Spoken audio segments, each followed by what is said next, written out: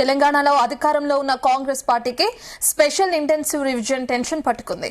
ఎస్ఐఆర్ను సమర్థవంతంగా ఎదుర్కొనేందుకు టీపీసీసీ ప్రత్యేక కార్యక్రమాలు చేపట్టింది. గాంధీ భవన్లో ఉదయం నుంచి ఢిల్లీ నుంచి వచ్చిన పరిశీలకులు పీసీసీ నియమించిన 50 మందికి సర్ప్రైజ్ ట్రైనింగ్ ఇస్తున్నారు.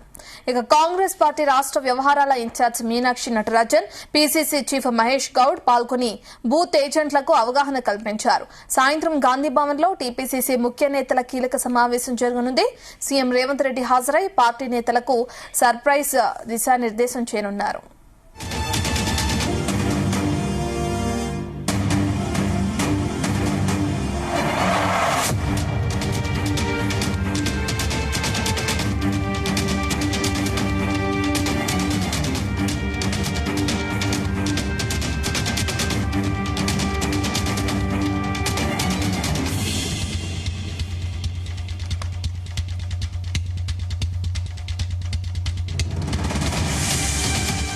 తెలంగాణలో అధికారంలో ఉన్న కాంగ్రెస్ పార్టీకి స్పెషల్ ఇంటెన్సివ్ రివిజన్ టెన్షన్ పట్టుకుంది. ఎస్ఐఆర్ను సమర్థవంతంగా ఎదుర్కొనేందుకు టీపీసీసీ ప్రత్యేక కార్యక్రమాలు చేపట్టింది. గాంధీ భవన్లో ఉదయం నుంచి ఢిల్లీ నుంచి వచ్చిన పరిశీలకులు పీసీసీ నియమించిన 50 మందికి సర్పై ట్రైనింగ్ ఇస్తున్నారు. కాంగ్రెస్ పార్టీ రాష్ట్ర వ్యవహారాల ఇన్ఛార్జ్ మీనాక్షి నటరాజన్, అలాగే పీసీసీ చీఫ్ మహేష్ గౌడ్ పాల్గొని బూత్ ఏజెంట్లకు అవగాహన కల్పించారు. ఇక సాయంత్రం గాంధీ భవన్లో అటు టీపీసీసీ ముఖ్య నేతల కీలక సమావేశం కూడా జరగనుంది. సీఎం రేవంత్ రెడ్డి హాజరై పార్టీ నేతలకు సర్పై దిశానిర్దేశం చేయనున్నారు.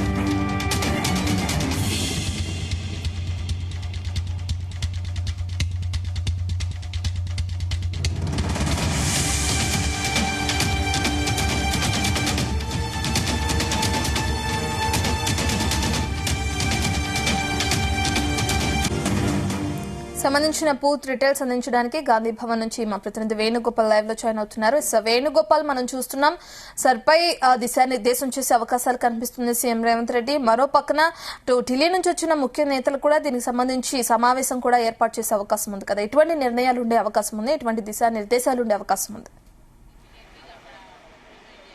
ముఖ్యమంత్రి రేవంత్ రెడ్డి నేతృత్వంలో పొలిటికల్ అఫైర్స్ కమిటీ సమావేశం మరి కాసేపట్లోనే గాంధీ భవన్లో ప్రారంభం కాబోతోంది. ఇక ఈ సమావేశంలో పీసీసీ అధ్యక్షుడితో పాటు ఇక పలువురు మంత్రులు, పార్టీకి సంబంధించిన ముఖ్య నేతలు ఈ సమావేశంలో పాల్గొనబోతున్నారు. ఈరోజు జరిగేటువంటి సమావేశంలో ప్రధానంగా ఏదైతే సర్క్ సంబంధించి ప్రధానంగా చర్చించబోతున్నారు. ఇప్పటికే పీసీసీ కూడా ఏదైతే ఈ సర్క్ సంబంధించినటువంటి ప్రక్రియ తెలంగాణలో కొనసాగబోతుందో అందుకు సంబంధించి ఇప్పటికే ఒక 60 మందిని ప్రత్యేకంగా ఎంపిక చేసి కూడా ట్రైనింగ్ కూడా ఈ రోజు ఇవ్వడం జరిగింది. ఇక ఏదైతే సర్ పైన ఉన్నటువంటి స్పెషల్ ఇంటెన్సివ్ రివిజన్ పై ఉన్నటువంటి ఏదైతే సందేహాలు ఉన్నాయో వాటన్నిటిపైన ఇప్పటికే ఎలక్షన్ కమిషన్ కి కూడా పీసీసీ నుండి ఒక వినతి పత్రం ఇచ్చారు. ఇక ఈ రోజు జరిగేటువంటి పొలిటికల్ అఫైర్స్ కమిటీలో ప్రధానంగా ఈ సర్ ప్రక్రియ పైనే ప్రధానంగా చర్చిస్తున్నట్టు మనకు సమాచారం. ఇక మరోవైపు తాజా రాజకీయ పరిస్థితులు, రాష్ట్రంలో గత కొద్ది రోజులుగా ప్రతిపక్ష పార్టీలు ఏదైతే ఒడ్లు కొనుగోలు చేయట్లేదని చెప్పి పెద్ద ఎత్తున ఆందోళన చేస్తున్నటువంటి పరిస్థితి. ఇక ఈ నేపథ్యంలో కాంగ్రెస్ పార్టీ ఏ విధంగా ఆ ప్రతిపక్షాన్ని అడ్డుకోవాలి అనే దానిపైన కూడా ఈరోజు జరిగేటువంటి సమావేశంలో చర్చించే అవకాశం ఉంది. ఇక మరోవైపు గత కొద్ది రోజుల కిందట ఏదైతే గోషామహల్ సంబంధించినటువంటి సమావేశం జరిగిన సందర్భంలో ఇటు క్రమశిక్షణ సంఘం సంబంధించి అధ్యక్షుడిగా మల్లు రవి ఉన్నారు. అయితే తన ముందే అక్కడ నుండి వచ్చినటువంటి కార్యకర్తలు పెద్ద ఎత్తున ఆందోళన చేపట్టడం జరిగింది. ఒకవైపు ఏదైతే క్రమశిక్షణ సంఘం సంబంధించి చైర్మన్గా వ్యవహరిస్తున్నటువంటి మల్లు రవి ఎదుటనే బాహాబాహికి దిగినటువంటి పరిస్థితి.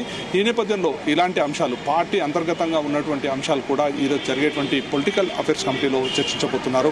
ఇక మరోవైపు గత కొద్ది రోజుల కిందటే ఏదైతే హైదరాబాద్ నియోజకవర్గానికి సంబంధించి జరిగినటువంటి ప్రత్యేక సమావేశంలో ఏదైతే సర్క్ సంబంధించి జరిగినటువంటి సమావేశంలో ఇటు నాంపల్లి నుండి పోటీ చేసినటువంటి ఫిరోజ్ ఖాన్, అలాగే మరోవైపు కార్వాన్ నుండి పోటీ చేసినటువంటి హాలీ మధ్య కూడా గొడవ జరగడం జరిగింది. అయితే తదనంతరం ఈ గొడవ మాత్రం కేవలం ఏదైతే మేము ఒక పార్టీలో ఉన్నాం, కుటుంబ సభ్యులుగా మేము పరిష్కరించుకున్నామని చెప్పినప్పటికీ కూడా ఇలాంటి ఏదైతే నియోజకవర్గాల మధ్య ఉన్నటువంటి సమన్వయానికి సంబంధించి కూడా కొన్ని సమస్యలు ఉన్నాయి. వాటన్నిటిపైన కూడా చర్చించబోతున్నారు. మరోవైపు ఏదైతే ప్రభుత్వం తీసుకొస్తున్నటువంటి పథకాలు ఏవైతే ఉన్నాయో వాటన్నిటిని కూడా సమర్థవంతంగా ఏ విధంగా తీసుకువెళ్ళాలి, వాటికి సంబంధించి ఇప్పటికే పదే ఇటు పార్టీ సమన్వయం చేసుకుంటూ ముందుకు వెళ్ళాలని చెప్తున్నప్పటికీ కూడా ప్రజల్లోకి మాత్రం తీసుకువెళ్లడంలో ఇటు పార్టీ క్యాడర్ కూడా పూర్తిగా చేతులు ఎత్తేసినటువంటి పరిస్థితి. ఇక ఈ నేపథ్యంలో వీరికి కూడా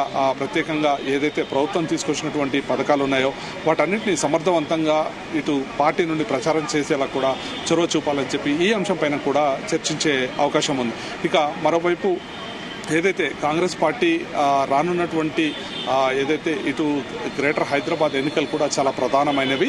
ఇందుకు సంబంధించి కూడా ఈరోజు చర్చించే అవకాశం ఉంది. రానున్న రోజుల్లో ప్రతిపక్షాలను హైదరాబాద్లో ఏ విధంగా అడ్డుకొని ముందుకు వెళ్ళాలి, ముఖ్యంగా రానున్నటువంటి ఏదైతే గ్రేటర్ ఎన్నికలు ఉన్నాయో వాటికి సంబంధించి కూడా ఈరోజు జరిగేటువంటి సమావేశంలో చర్చించే అవకాశం ఉంది. ఇప్పటికే పాలక మండలి రద్దయింది. ఇక తదనంతరం ఏదైతే జిహెచ్ఎంసీని 3 భాగాలుగా చేయడం జరిగింది. ఒకవైపు జిహెచ్ఎంసీ, మరోవైపు సైబరాబాద్ సంబంధించి మున్సిపల్ కార్పొరేషన్, మరోవైపు మెడ్చల్ మల్కాజ్గిరి మున్సిపల్ కార్పొరేషన్ కూడా ప్రత్యేకంగా ఏర్పాటు చేశారు.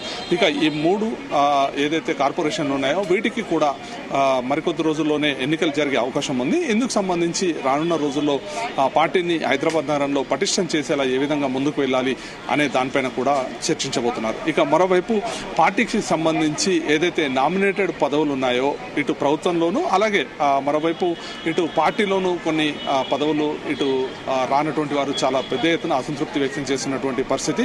ఇటు మరోవైపు ప్రభుత్వంలో నామినేటెడ్ పోస్టుల భర్తీ అలాగే ఇటు పార్టీలో ఉన్నటువంటి పదవుల భర్తీపై కూడా ఈరోజు జరిగేటువంటి సమావేశంలో చర్చించబోతున్నట్లు సమాచారం. ముఖ్యంగా ఏదైతే ఒకవైపు ప్రతిపక్షాలు లేవనెత్తుతున్నటువంటి సమస్యలపై పోరాడుతూనే సమర్థవంతంగా ప్రభుత్వం అమలు చేస్తున్నటువంటి పథకాలు ఇటు ప్రజల్లోకి విరివిగా తీసుకెళ్లాలనేది కూడా ఈ సమావేశం ప్రధాన ఉద్దేశం. అయితే ఇందులో ఈరోజు జరిగేటువంటి సమావేశంలో ప్రధానంగా కూడా సర్పైనే ఫోకస్ చేస్తున్నటువంటి పరిస్థితి. ఇప్పటికే వెస్ట్ బెంగాల్ అసెంబ్లీలో జరిగినటువంటి శాసనసభ ఎన్నికల్లో అధికారంలో ఉన్న పార్టీలన్నీ కూడా కాస్త ఓట్లు తగ్గడంతో అధికారం కోల్పోయినటువంటి పరిస్థితి. ఇక ఈ నేపథ్యంలో తెలంగాణలో అలాంటి పరిస్థితి రాకుండా ఉండేందుకు ఏదైతే ఎన్నికల సంఘం చేపడుతున్నటువంటి స్పెషల్ ఇంటెన్సివ్ రివిజన్ ఉందో దానిపైనే ప్రధానంగా ఫోకస్ చేసేలా కూడా కాంగ్రెస్ నేతలకు ఈరోజు ముఖ్యమంత్రి రేవంత్ రెడ్డి దిశానిర్దేశం చేయబోతున్నారు. Okay, thank you Venugopal.